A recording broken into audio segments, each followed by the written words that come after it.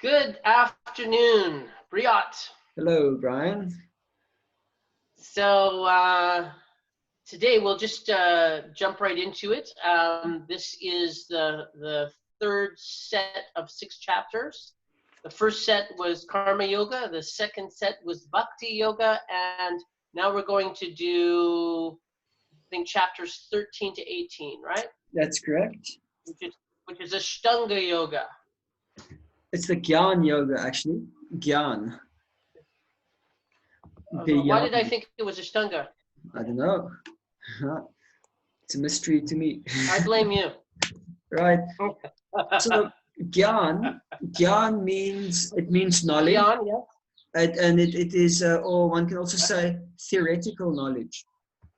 Whereas there's a word which is called Vigyan, which is realized knowledge or experienced knowledge.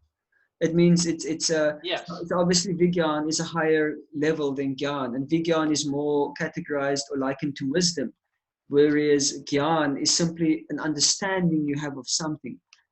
And in spiritual life, Vigyan is actually what we're looking for, is like spiritual realization. But Gyan or knowledge is required in order to assist us to attain these realizations, although that realization is not necessarily dependent on knowledge, but it does go a far way to do it. And as we have read in the previous chapter, in chapter 10, Krishna actually says that even if one is not very intelligent and one is not able to understand some of these theoretical things, or not theoretical, philosophical and technical things, then that's not a disqualification to be able to ascend, because not everybody is endowed, with the same amount of intelligence. So he can provide within your heart the intelligence that you require. So I think that's an important thing. So if some of these things don't make sense, then it's okay. They've quite different from Western thought, so it'll definitely be new for many people when they come across these kinds of thinkings. But the whole idea behind all of these things is simply to be able to understand the way things are, to help you to understand that, particularly. So, yeah. Particularly, it's talking about God. There's a delay. The distinctions that that you're making for me, the words that I have, is the difference between what comes first is the intellectual understanding of the spiritual distinctions of the inner world and connected to all that is, and then there becomes the experience, experiential, when you start being able to connect the intellectual understanding to your actual experience. Right, yeah, that's a good way of putting it. So, okay. So sorry, you were breaking up a bit. So yeah, I just cover the camera so that I can understand you a little bit better. Okay, thank you. There's a little bit of a delay, so we'll see how it goes. So we're wanting to see, or the Bhagavad Gita, one of the topics that it is getting into is what is the relationship and position between the living entity, you and me, God, the supreme source of everything, the creator, and the material energy, and what are their interactions with each other. So it is interesting the way they say that. So you can help to understand, where are we right now? Like, where are we? What is the situation that we find ourselves in? What is the facts? And also, where do I want to go, and how do I get there from where I am now? So these are like, very important things that one should know if you want to get anywhere.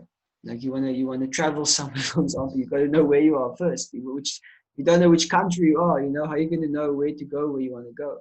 Anyway, it's a great example. So in the 13th chapter, it's titled Nature, the Enjoyer, and Consciousness. And it's a chapter I like very much. It's quite technical, but it also is a simple way of explaining how the difference between the supreme spirit or consciousness, or what they call the super soul, Paramatma, and the Atma.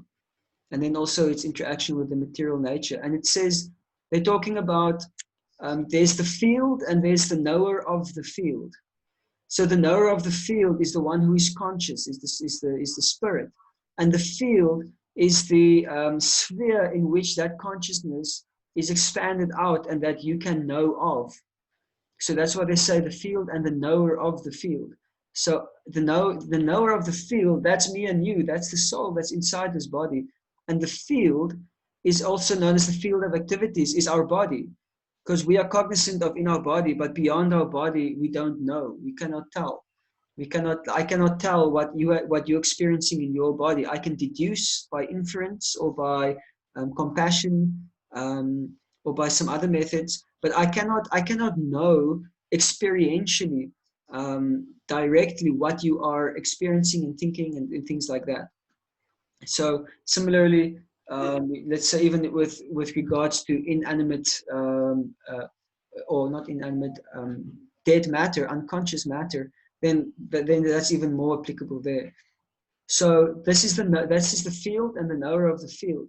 And then Krishna says, but there is a second knower, which is the super soul that's in the heart, like which is God, or in the Christian tradition they'll say the Holy Spirit, which is present inside every atom of every living of everything in the creation, as well as within the heart of every living soul, of every soul. And but the difference, there's a distinction between these two knowers, is that the one is present, the field consists only of this individual body that you inhabit, and the field of the super soul is everything. That everything is its field, and he's the knower of that field. That means that the super soul is completely cognizant and experiences everything in my body, in your body, in every body of every single living being, as well as unconscious matter, so-called unconscious matter. So this interconnectivity that we feel, especially when we're more of an awakened state, is actually, it's the super soul that one can actually appreciate, that connects everything together, and that in fact everything is connected together, and that connection is the super soul. It's that same, the super soul is like it's like the rays of the sun, and the sun is present everywhere through its rays, and in that way the sun is present throughout the whole universe. So we can appreciate it like that. But the distinction is again that we are limited just to knowing this one single body, whereas the super soul is cognizant and aware of everybody, all the bodies. And you cannot become the super soul. Like, we are what we are. We are these individual souls. We cannot, by some process, become the super soul or become God. But we can become God-like, and that's what yoga is all about, is to develop godly qualities that manifest. Okay, so he's explaining in the 13th chapter, they're discussing these principles. And there's just one verse I want to say, which I think is really interesting. And they're talking about the field of activities and its interactions. The 5 great elements, which is the ether, air, water, fire, and earth, false ego, intelligence, the unmanifested, the 10 senses, and the mind. Now, the 10 senses means that we have 5 working senses and we have 5 knowledge acquiring senses. So the knowledge acquiring senses, if you can look at it in biological terms, would be the afferent and the efferent pathways. If anybody maybe remembers from high school biology, that the one pathway is where information comes into your senses, and then your senses tell your brain what is happening. So that means you're seeing, it's giving you information of the environment around it, which means you're seeing something, you're smelling something, you're tasting something, you're touching something, or you're hearing something, some sound. So these are knowledge acquiring senses. And then there are working senses, which is that your brain is doing something and your senses are acting, and it's having an interaction with the external world. It's exerting a force on the external world. And this is speaking, it's going out. There's speaking, there is walking, there is the arms as well working, and there's also the evacuating organs, and then as well as the genitals for procreation, and they're also interacting like that. So these are the 10 senses. In Sankhya Yoga, they speak about these a lot. And then Okay, so Yes. the 10 senses, the mind, the 5 sense objects. It means these 5 things which your senses can actually detect, you know, sight, smell, scent, etc. Desire, hatred, happiness, distress, the aggregate, the life symptoms, and convictions. All these are considered, in summary, to be the field of activities and its interactions. So I think it's very interesting, and it's something that, you know, one can study for a long time to think, what does this actually mean? And you can take any one of these elements, and they can become a whole topic of discussion, like what the senses are, and like coming into understanding of what they are and how they work and how they affect us and how we can use them, and how one relates to the senses when one is in a position of being conditioned, so then the senses control and dominate you, or how you are in a liberated condition where you're free from the senses and you simply direct the senses according to what you need spiritually and what you maybe need to maintain your physical existence, but otherwise they don't dominate you. So then these are nice conversations to be had. Okay, so moving on to the 14th chapter. So in the 14th chapter, Krishna is talking about the modes of nature. So there's actually a couple of chapters where he mentions the mode of nature, but here particularly, he's starting to uh, bring this whole understanding of what the modes are into the dialogue. So I like this very much because modes of nature is something you can see immediately. If you just can understand what the qualities are, it's very easy to apply it in a way that that you can perceive it in your reality. And it's such a simplified way. At university, when I was still lecturing there on different bhakti yoga teachings, I had this presentation called Yoga Psychology, which is how the way I packaged the 3 modes of nature, because it can be applied like that, yoga psychology. And it's very nice. You don't need to be able to read a lot to be able to, it's quite intuitive as well. Anyway, so these modes of nature, Krishna describes, so I can give a little bit of an idea um, what Krishna is explaining in terms of the modes of nature for those who don't know what that is yet. They are in Sanskrit they're called triguna, which means 3 qualities, and these 3 qualities, they're controlling and governing all the activities and everything that happens in this material world. And it's like a very... You're talking about the guna. Yeah, the gunas, the modes of nature. And it's like the 3 primary colors that mix together to produce the whole spectrum of visible light. So similarly, the 3 modes, That's they a mix really together. good analogy. Yeah, it's really clear, isn't it? And then they mix together and they produce all the varieties that we see in this world. So, and they're known as goodness, passion, and ignorance. And their Sanskrit names, for those who are interested in that, is Sattvagun, Rajagun, and Tamagun. Okay, or you can say Sattvas, Rajas, or Tamas. One can also say Guna means quality. It also means rope. So, which means it's that which binds you into this material existence. So it's also a type of attachment. Whereas Tamagun, the mode of ignorance, is like a iron. No, it's like an iron. How does it say? It's like a crude, fibrous kind of rope that binds you. And then the mode of passion is a more elevated type of rope. It's like an iron rope. And then the sattva gun is like golden chains. Like you're bound by golden chains. So you're still bound, but just the quality of the chain that bounds you is different. You know, it might be more prestigious in a sense, but still you're bound just like everybody else.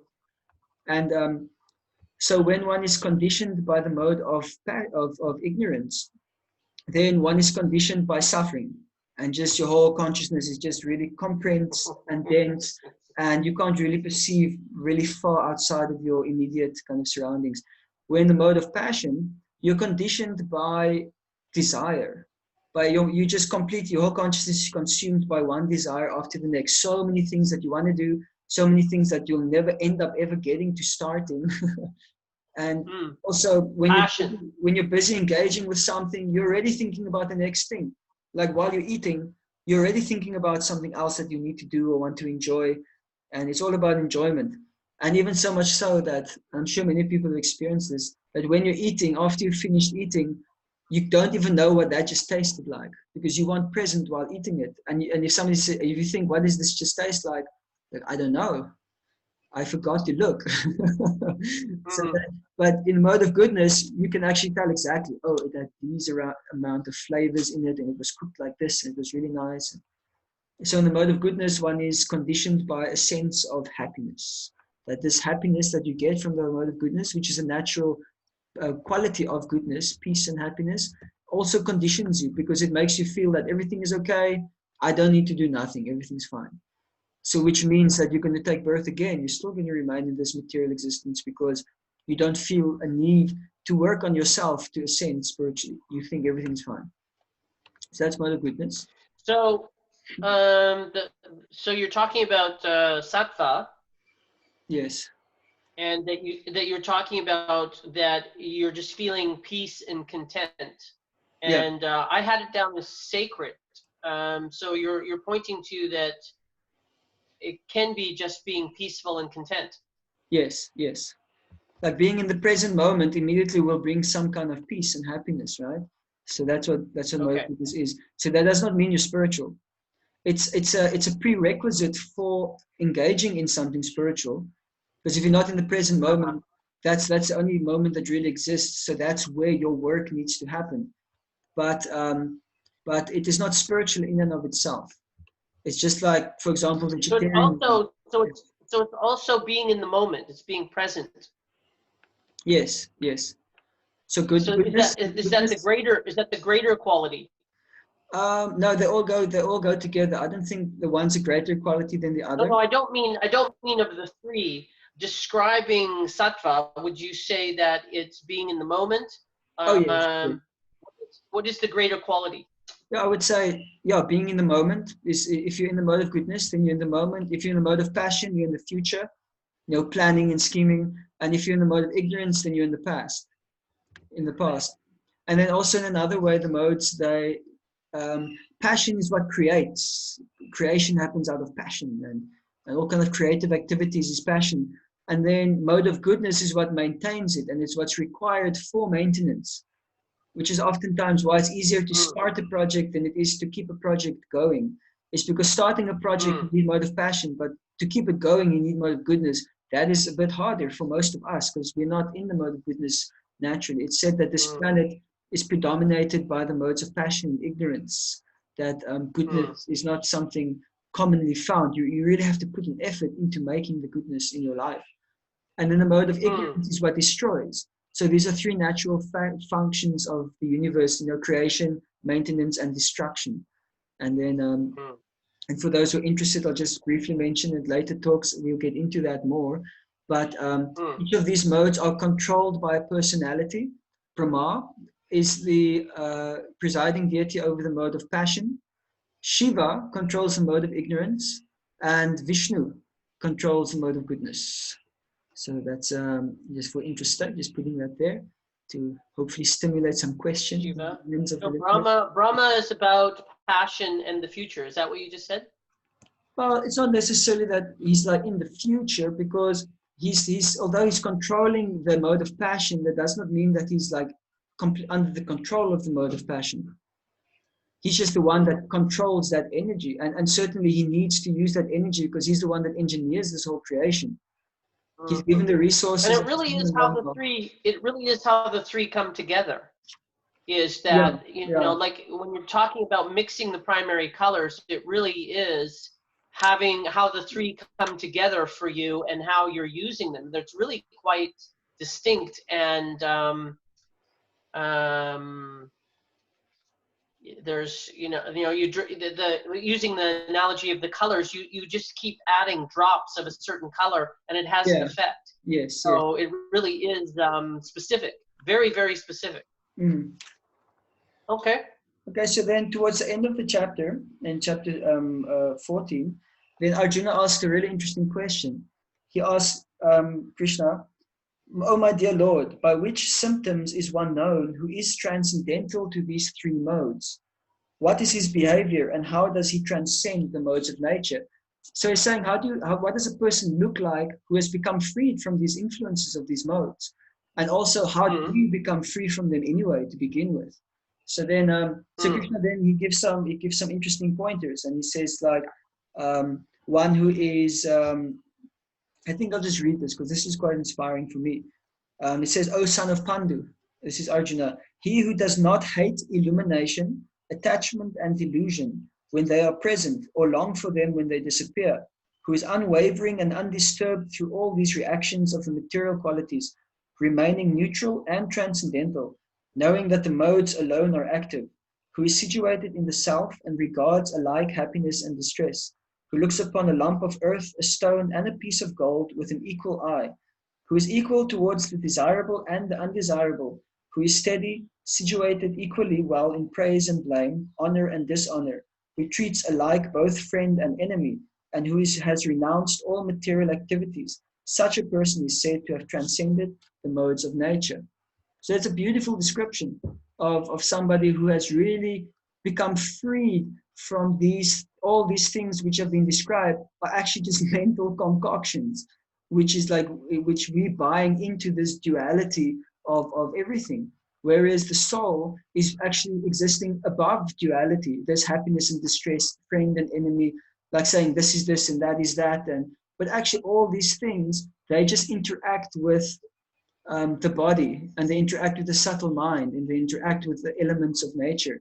But the soul is actually just observing them. But by falsely identifying with the body as being yourself, you think these things are happening to you. And therefore, you must be controlled by the modes of nature, because the modes of nature control your body. So if you think you're this body, that means you've submitted yourself under that control. But if you've become freed from this conception, this bodily conception of life, and I'm not this body, I'm a spirit soul. Now you're not identifying with the body anymore, so that means the modes are not influencing you anymore. The mode still influences the body and all these things, but your consciousness is now removed from that. And a nice analogy that is given is like if you have a coconut, and you take a nice green coconut and you smash it with a hammer, what happens is the whole thing splits apart. And you have these two halves, and there's flesh in both. But if you have a coconut that's been dried up, what happens is the pulp on the inside, it pulls away from the shell on the outside. So if you then smack that shell with a hammer, it breaks open, but the pulp in the middle remains whole.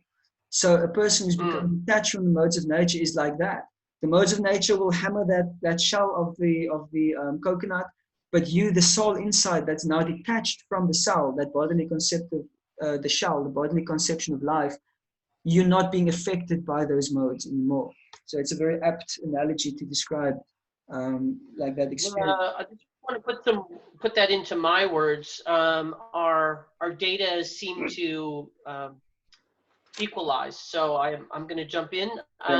You're talking about a monk, as far as I'm concerned, that's the description I would give to somebody that has stopped being interested in the meaning, adding meaning to everything that's going on in the world, worldly endeavors, and the worldly endeavor machinations. And you're saying when you're neutral to these things, and you're no longer looking to get somewhere, and just accepting what's going on and accepting the nature that you are, you can be connected and be a wholeness that you are. And really a monk's, like I find it difficult being a spiritual person and also having a business, is that, I can do it to degrees, and I'm definitely much less attached to the meanings of, how results are, but it's very difficult to be able to make that split entirely. I'm still working on that. Yeah. How are you faring with that, in being able to be neutral to dirt and gold in the same way? Well, when in my 7 years of being a monk, it was very different than it is now, being married with children. One would expect. That's a comedy, by the way. Yeah. So as being a monk, I would say that kind of thing is much more internal, because you've already externally given those things up. I mean, I had a laptop, I had a phone, but only as far as I needed it for my outreaching activities.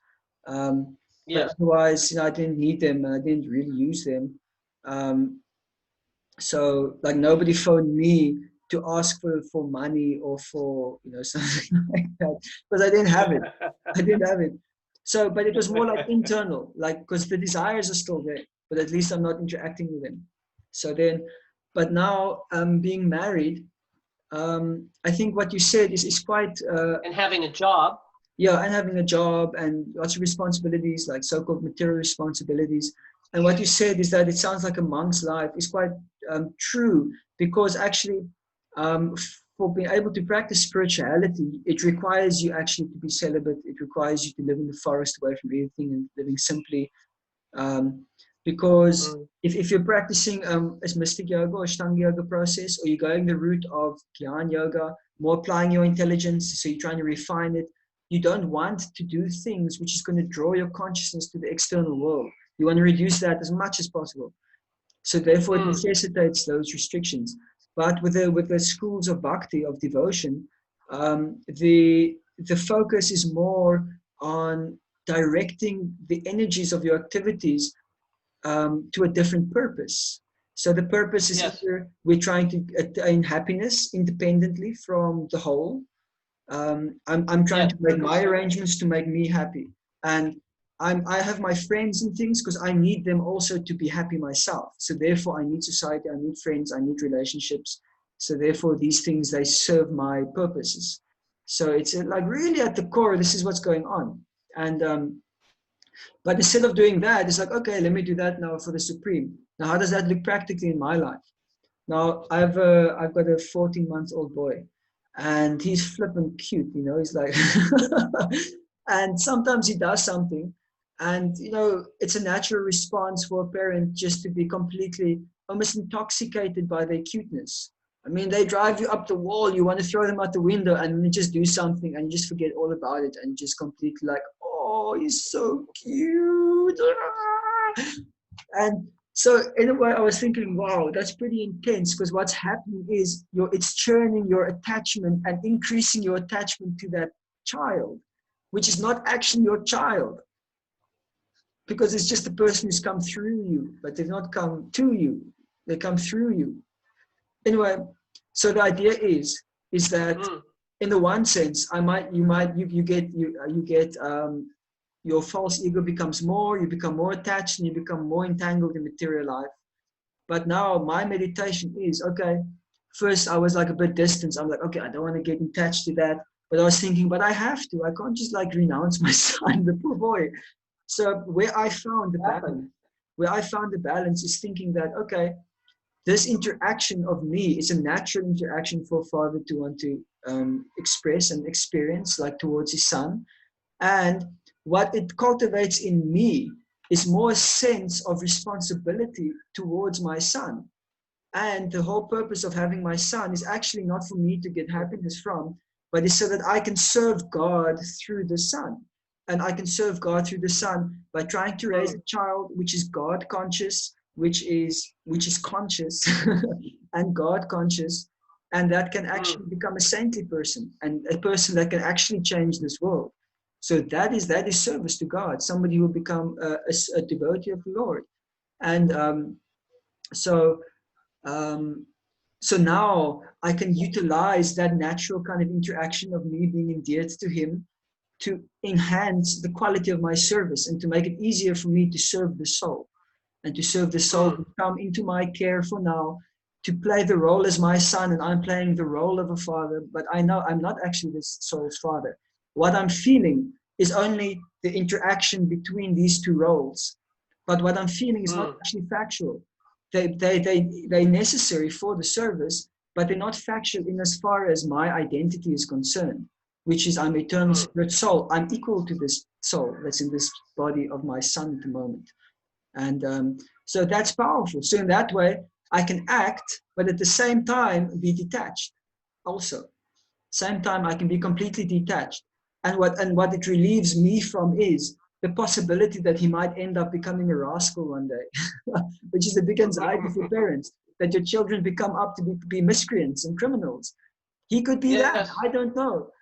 But because the purpose of raising this child is not so that I can get some kind of satisfaction and validation from. It frees me from that anxiety, which is a proof of the detachment, if I've applied it properly.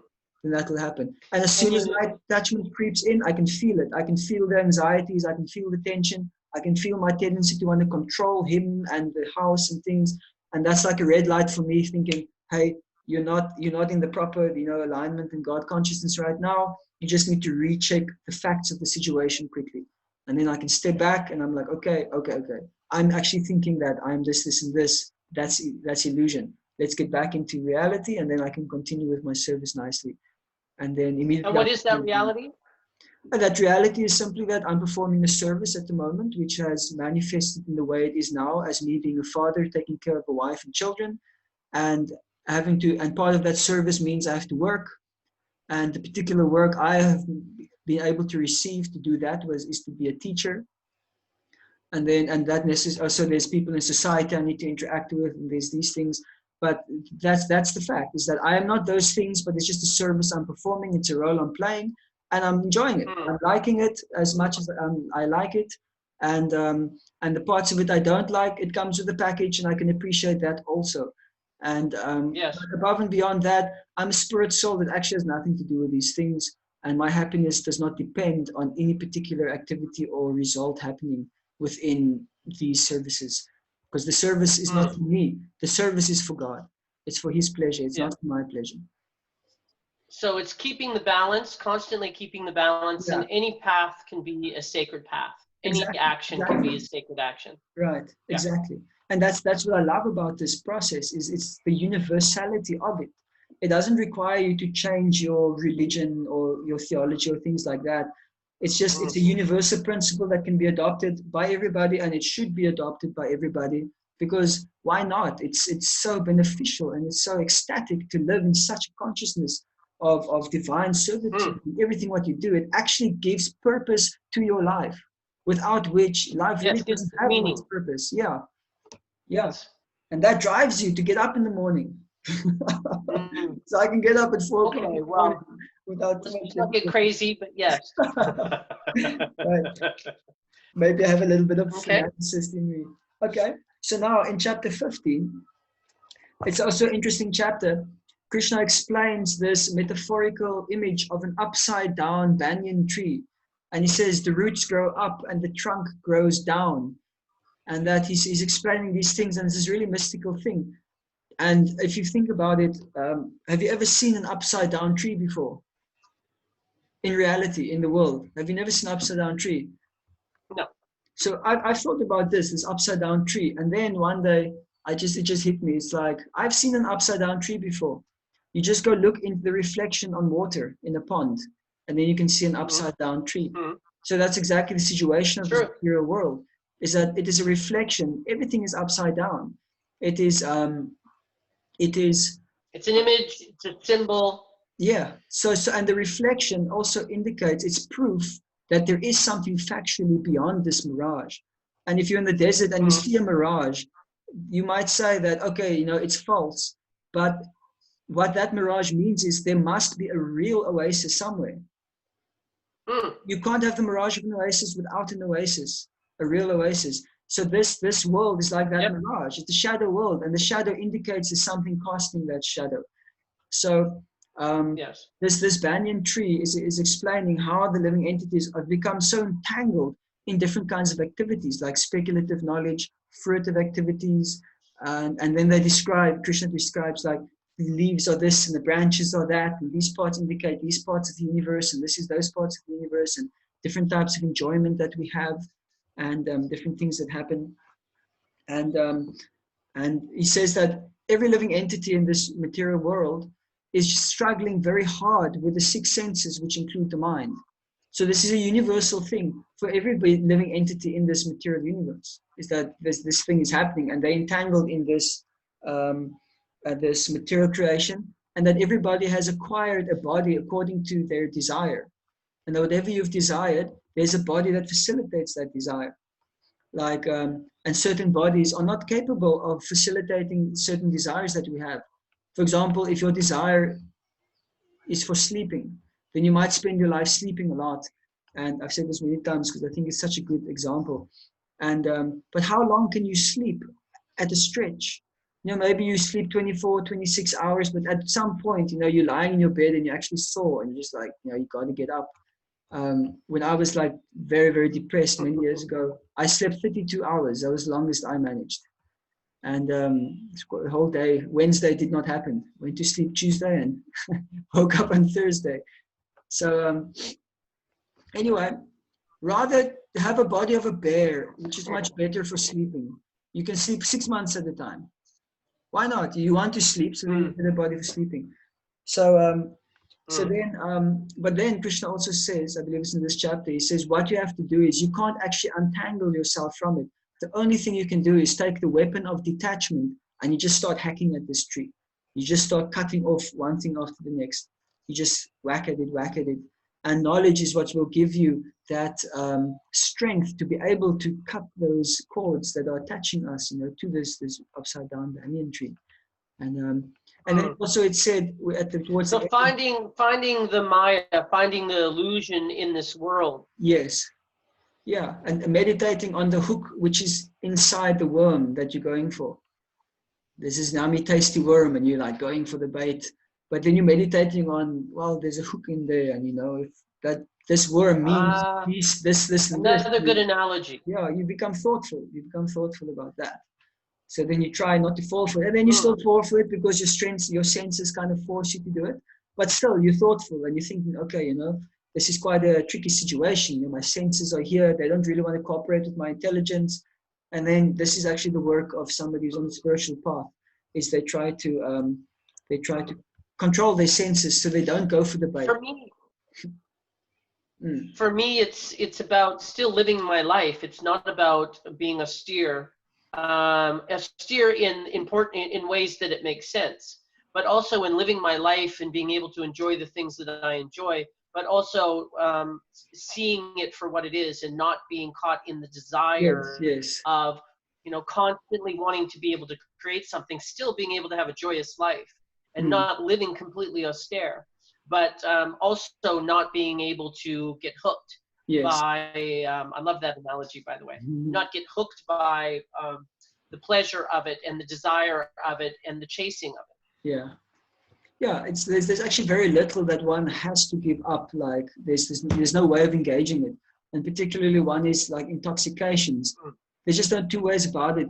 You have to stop intoxications because you can't advance beyond a certain point if you're numbing yourself, if you're intoxicating yourself. So that means alcohol, that means any kinds of drugs, nicotine, even like caffeine and stuff will affect you at a certain point. You'll feel that without caffeine, it's just better because I'm able to function better in my spiritual life. So that is there. And then with other things, it's a matter of regulation, as you said. You don't have to be austere. And it said that the principle of sobriety already covers the principle of austerity. So one of those pillars of spirituality, that austerity is actually one of those pillars. But by being sober, that's already austere enough. So you don't have to as you said, give up like all these kind of things. It's just like, just be sober. That's already austere enough for most people. And then deal with your stuff. That's austere. Okay. Just a little footnote of just because it's there and there are different paths, is that when people are using substances to numb out and self-medicate and not feel is one thing, but there's also a shamanic experience where you're using substances to be able to align with self and come to God. Almost every Aboriginal in history had some kind of plant or mushroom or bark or something that they used to be able to change their experience of reality. And it was always deemed in being coming to God or coming to creation and learning vision quests and becoming one. So there is something to be said for the shamanic experience, but it's also, once again, you need to be conscious and actually know what you're doing. And it does come to a point where generally as you get older, or that you've had the experiences that you've had and it's opened the doors that it has, that you move away from that. There is an evolution from that. I appreciate you saying that, because taking of those plant medicines, indeed, they can be very powerful. but they're only the preliminary stages of those paths. And as you correctly said, at some stage one actually moves past them, because they're teacher plants, some people call them like that. And but you have to graduate the class also. You can't just hang around in the class semester of semester. You have to take the lessons of the teacher and move on. And it's also well known that advanced shamans actually don't take those plant medicines themselves, because they don't require it. So that is also known. It's kind of interesting. Bashar had something to say about this. A channeled entity that I listen to from time to time, and somebody was asking him about cannabis, and he said, well, you virtually really don't have to do cannabis more than once and get the frequency, and then be able to use that from that point on. Yeah. And that's not something that I was particular. The substances that I partake in, I've definitely done more than once. And so they asked more questions about it, and he said, well, let me put it this way. How many times do you need to do grade 7? Yes. So, which I found kind of interesting. So it points in that direction. Yeah. It's not revealing much about my life, but I do understand the thought process. Yes. I appreciate that. And I'm not giving up. I'm not becoming celibate either. Until I'm forced to. Yeah. According to Ayurveda, marijuana is actually classified as a toxic plant, and it is classified in the same category as datura. So that's what, according to Ayurveda. And every single Ayurvedic remedy that uses cannabis, that cannabis is first prepared in such a way to remove those effects, because it increases the tamagun, it increases mode of ignorance. That's what it does. And so that's why your thoughts become slower, because you put more mud in there. So then it slows everything down, and then you can see everything kind of in slow motion, and you can kind of, think about things a bit more, I guess. But but this is according to Ayurveda. That's what I'm saying, and Ayurveda is pretty legit. So you cook it in a certain way with certain oils. They use ghee sometimes, and then they remove that, and then that is used in small quantities in some medicines that they treat. But it's never used as it is used by people, for example, being smoked. There's no Ayurvedic prescriptions for smoking marijuana.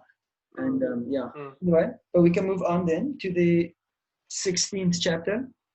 And I'm just briefly going to say, this one is called the divine and demoniac nature, or you could even say the godly and ungodly qualities. And it's just describing it's more for myself, like a reflection where I can go into myself and I can analyze my qualities, and I can categorize, how much of them fall under godly qualities and how much of them are ungodly. And then, it puts me to work on that. So that's as much as I'll say from this chapter, because he speaks just a lot about that. Can you give me an example of godly and ungodly characteristics? Well, let's see. Mostly the ungodly. Yeah, let's say godly qualities: fearlessness, purification of one's existence, cultivation of spiritual knowledge, charity, self-control, performance of sacrifice, study of the Vedas, austerity, and then things like that, modesty and steady determination, forgiveness. These are godly qualities.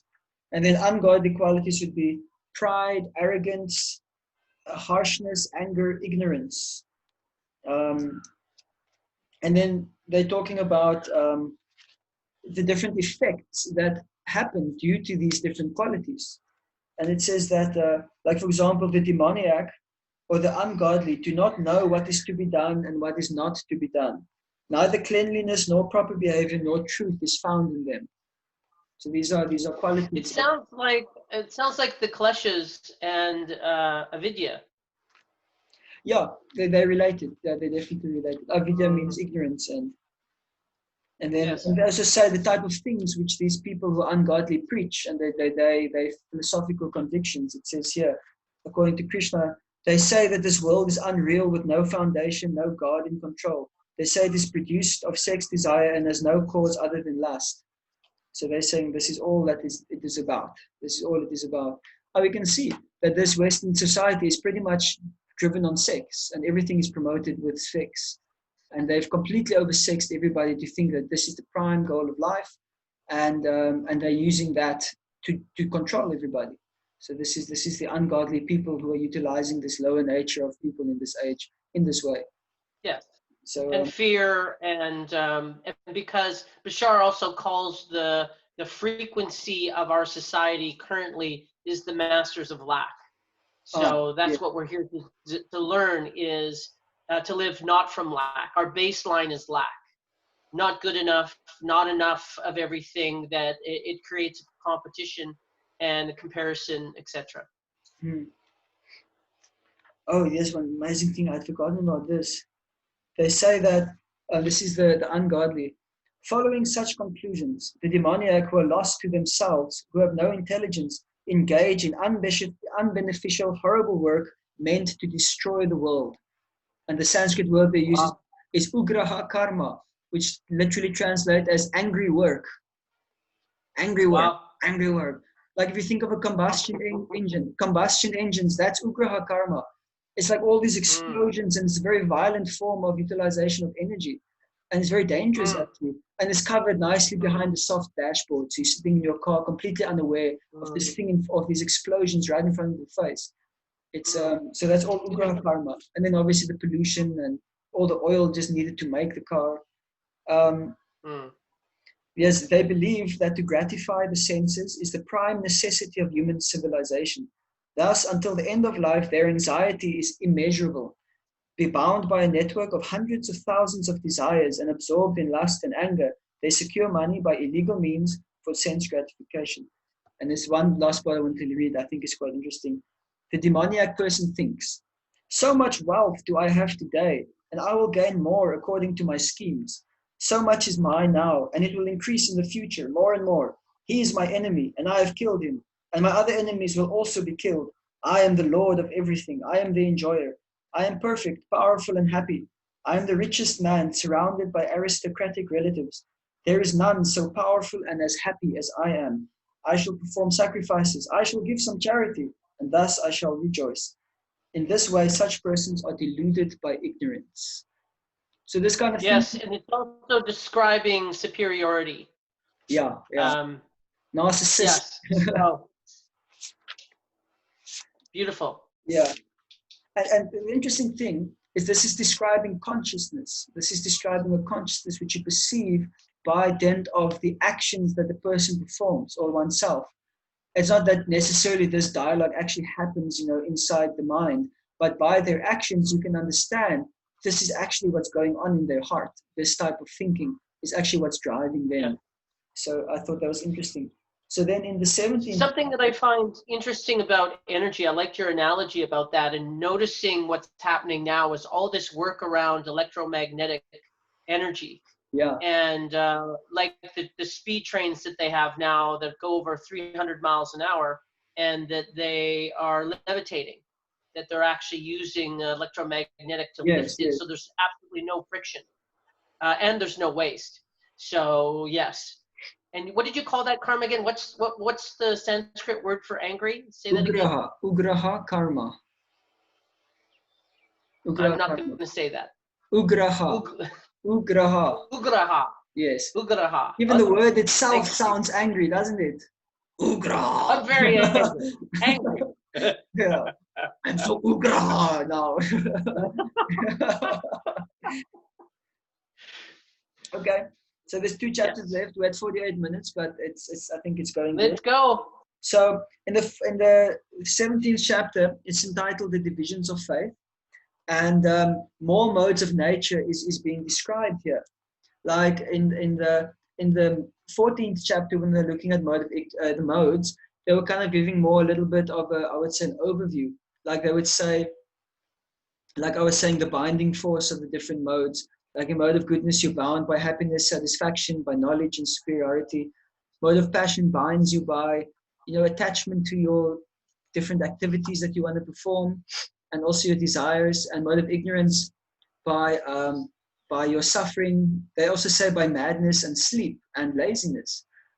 And then you can detect the different symptoms. And they also describe the different destinations after death, and also the results of your action in the 14th chapter. But in the 17th chapter, they're giving further categorizations of the modes. For example, the different types of food that are under the modes, which I'll read here. They say that juicy, fatty, wholesome, and pleasing to the heart. That's the mode of goodness. Mode of passion is too bitter, too sour, too salty, hot, pungent, dry, and burning. Spicy. Spicy is mode of passion. It's chili. A mode of ignorance, if it's prepared more than 3 hours before being eaten, and food that is tasteless, decomposed, and putrid, and food consisting of remnants and untouchable things. So the exception is if you actually have performed, if you have cooked something and offered it in sacrifice, in some kind of ritual, spiritual process, like as I was explaining in the previous talks, how everything that I cook, gets offered as an offering, to Krishna, and in that way there's an exchange. That is actually spiritual. So that even though if I eat that after 3 hours, because of the spiritual quality of that food, it actually becomes relieved from these 3 modes. So. Okay. And then they say the effects of such foods, they say that like mode of goodness foods increase the duration of your life. It gives you strength and health and happiness.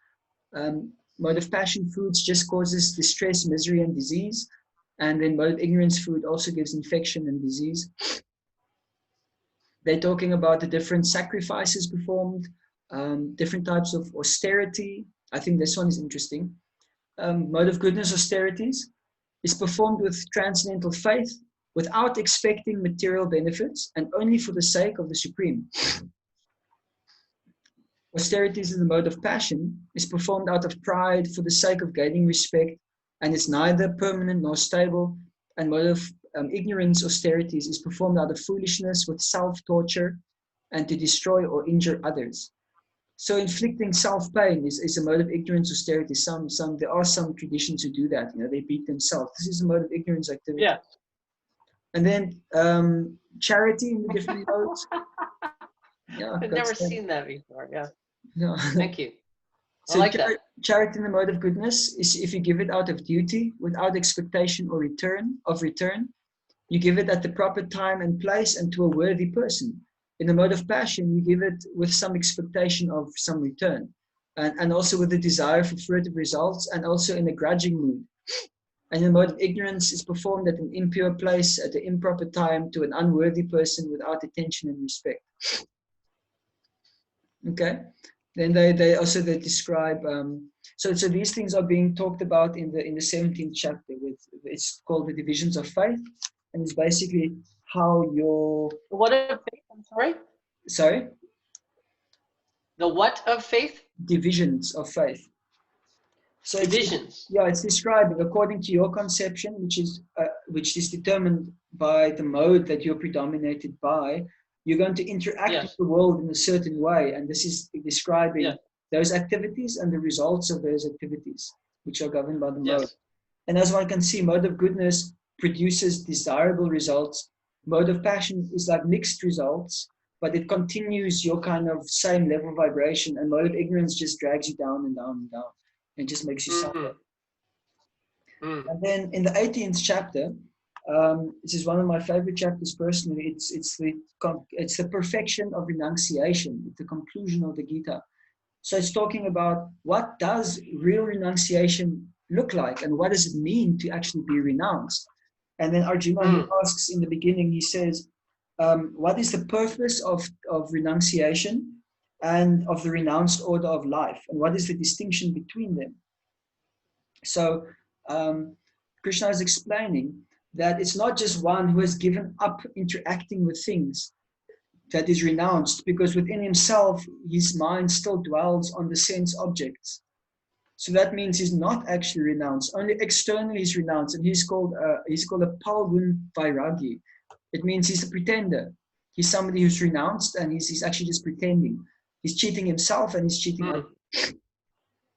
Inside he's still doing it. Like there are many Babajis in India where they go out of their house, they put on an orange robe, they sit somewhere and they beg, and then maybe they're smoking some chillums, and then when the day's work is complete, they've got some mistresses which then they go and sleep with. And then like that, they're just doing it as a profession. They're cheaters. And so the people like this exist. Yes. So in this chapter, some more of the modes of nature are again being described. For example, when you're performing your duties or giving up, renouncing your duties, what does that look like in the different modes? So the mode of goodness, renunciation is if you perform your prescribed duties only because it ought to be done, and you become detached from the results of those activities, that is renunciation. Like, for example, Yes. my duty, I have a duty as a Mm. father now. So I should just do it because I'm supposed to do it. That's detachment, not because I want to attain something. So that's real renunciation. And then, yeah, and also that you renounce all material association. Mm. That means I don't mix my consciousness with all these interactions of these different things, that are related to my duties. I just do my duties. I do what I need to do, and I don't get more involved with material stuff than I need to. And as far as my duties or my service is related. So not being connected to the end result, but given the role that I've chosen, I'm doing the right thing, whatever the right thing is. Yes, exactly. So in the mode of passion is when you renounce your prescribed duties as troublesome or out of fear of bodily discomfort. It's because I don't like it, so I'm not going to do it. That's mode of passion. It's just because it's too difficult or whatever. This is a child. You ask them to do some simple task, and then they start doing it like whimsically, and then they're like, I can't. And then they want to renounce it just because it's just inconvenient for them. They want to do something else. So that's mode of passion. And in mode of ignorance, you renounce your prescribed duties because of illusion, because you don't know what's going on, and you just give it up. So then knowledge is also described. So knowledge in the mode of goodness is by which one undivided spiritual Inconvenient, nature. yes. Sorry? Ah, okay. I got a fair amount of that in my life. Right. So knowledge in the mode of goodness is knowledge by which one undivided spiritual nature is seen in all living entities, though they are divided into innumerable forms. So you're able to perceive the oneness in everything. Not just like, oh, everything is one, but you can actually perceive it. And that, that is proven by how equal you are to everybody and everything. Yeah. So you're not just saying it, but you should be able to see it like that. So knowledge in the mode of passion is where, experiential, yeah. Yeah, is knowledge by which one sees that in every different body there is a different type of living entity. It means you think that you're not connected in some way. You think you're two disconnected entities existing separately from each other. So you're thinking like that. And in the mode of ignorance is knowledge by which one is attached to one kind of work as all in all, or without knowledge of the truth, or which is knowledge which is very meager.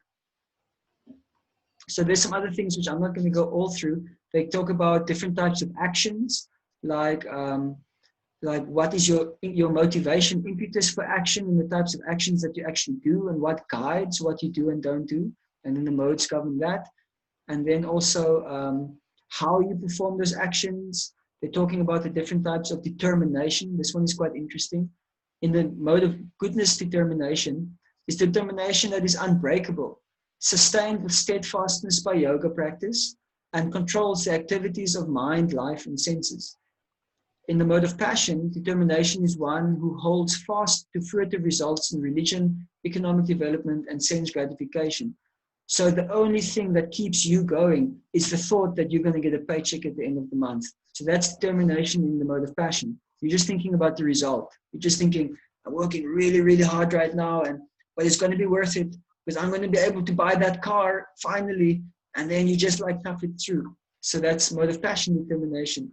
And in the mode of ignorance, determination is a person who cannot go beyond dreaming. They just think about the things they want to do, but they never actually do it.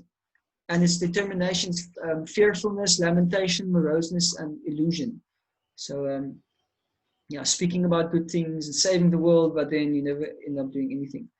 And then finally, they're talking about happiness, which is in mode of goodness, is just like poison in the beginning and nectar at the end, and it awakes one to self-realization. And happiness in mode of passion is derived from contact of the senses with their objects.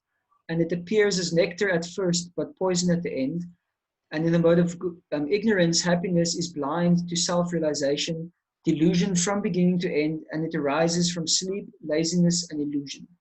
So this kind of goes towards just past the middle of this chapter.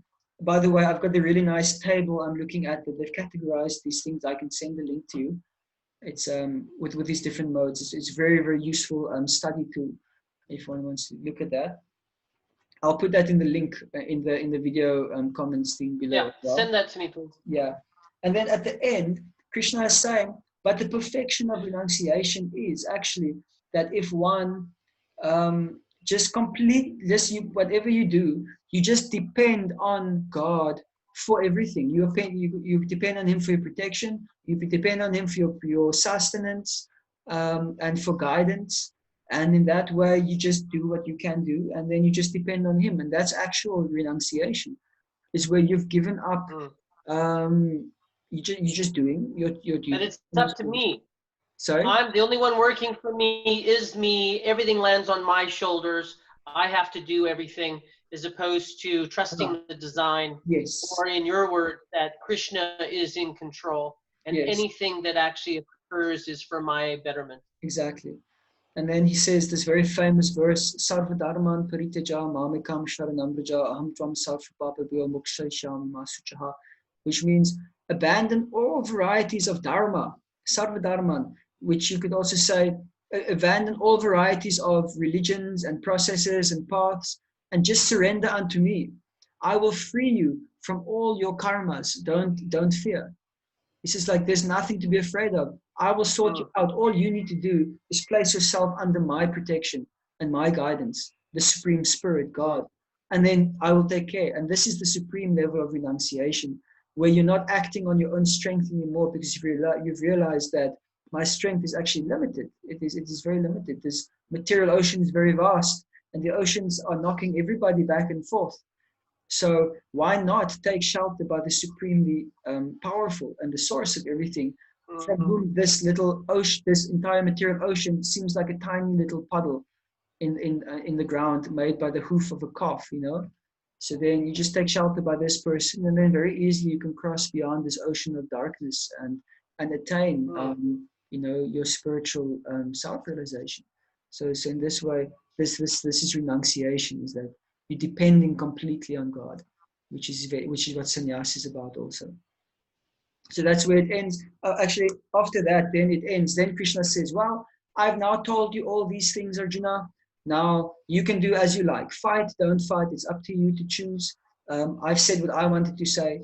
So Krishna says, now you do as you like. So he gave him his free will. He didn't say you must fight. He just said, well, do with this knowledge what you want. So this is what he said. Now free will. Yeah. That's a very long conversation to have in a chariot waiting for a war. yeah, it is. It's 800 verses in the Bhagavad Gita. I don't know how long they would have spoken it, but they're self-controlled warriors. So I think maybe, it was an auspicious place also.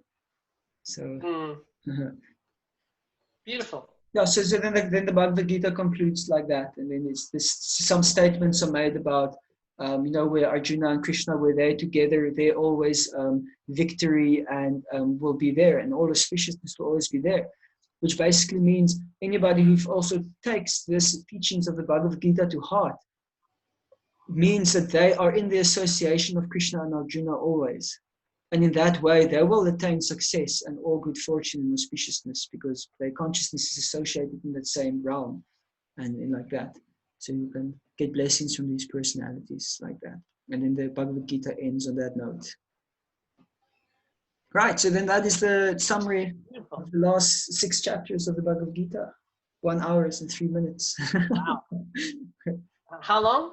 1 hour and 3 minutes. Wow, okay. All right, so yeah, there was a few comments that I bit my tongue on, so especially in the end there, and just for time. So we will have a look at those maybe in the future. Yeah. Thank you very much again, Priyat.